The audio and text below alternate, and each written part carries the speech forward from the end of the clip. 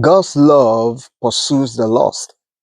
His mercy restores the repentant, and His truth strengthens the faithful. Welcome to day 172 of the 180-day Bible journey. So this shows us that God's love restores the repentant heart, His wisdom strengthens the faithful, and truth empowers believers to stand firm in grace. As we start a new book today, the book of Hosea, chapter 1, Hosea married an harlot and bore two sons and a daughter to symbolize the state of Israel who forsook God, yet He will still restore them and gather them. Love pursues even the unfaithful. In Hosea chapter 2, God describes the unfaithfulness of His people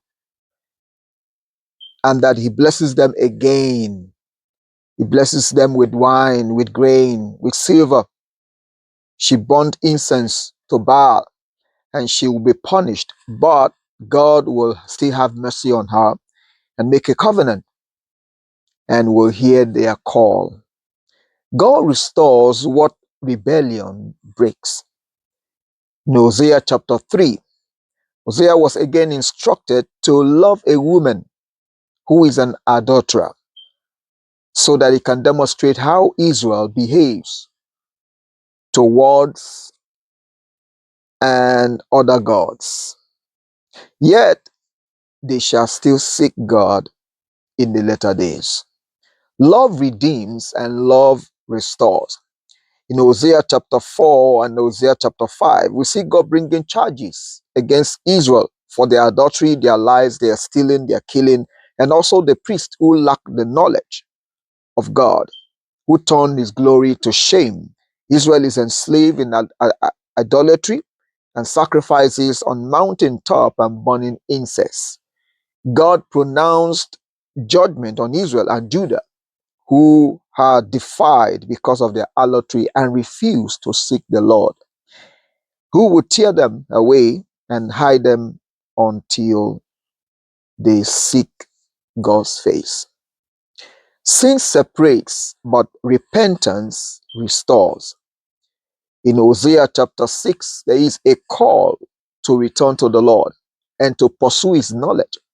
There is impertinence of Israel and Judah as God desires mercy and His knowledge. God responds to sincere pursuit. And we're going to look at three chapters together, Hosea chapter 7, chapter 8, and chapter 9. And we see the evil deeds of Israel, Ephraim, and Samaria before the Lord as He remembers their wickedness, fraud, and adulteries. Though they tried to rely on Egypt for help and Assyria for help, yet God is still going to be far from them. God laments that Israel has rejected Him and yielded to the enemy. He get no counsel from the Lord and forget Him completely by building altars to other gods. God's judgment comes on Israel's sins and are punished with famine. Their roots are dried up. Trees bear no fruit. They will be driven away from the house of God and have a miscarrying womb. Persistent sins blinds the heart to mercy. In the book of Proverbs 23, we see that a man must know how to control his appetite, even when he's set before people. And they shouldn't set their heart on riches, for they are temporal. As a man think, so he will become. We should learn how to treat the fatherless well and withhold not correction from a child. We should not envy sinners. We should buy truth, instructions, and wisdom and understanding. Wisdom disciplines desire and it directs the heart towards contentment. In the New Testament, Jude, we also start a new book today in Jude.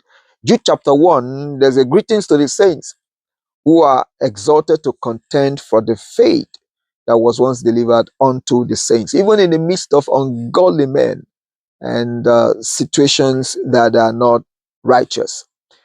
So we should beware of them that are gone into apostates, who complain, who murder, who are into ungodly lust.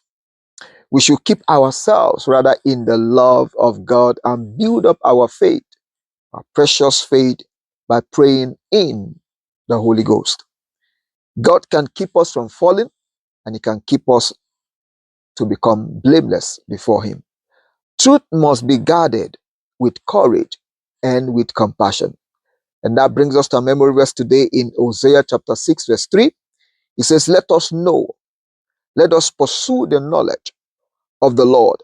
He is going forward, he is established as the morning. He will come to us like the rain, like the latter and former rain to the earth.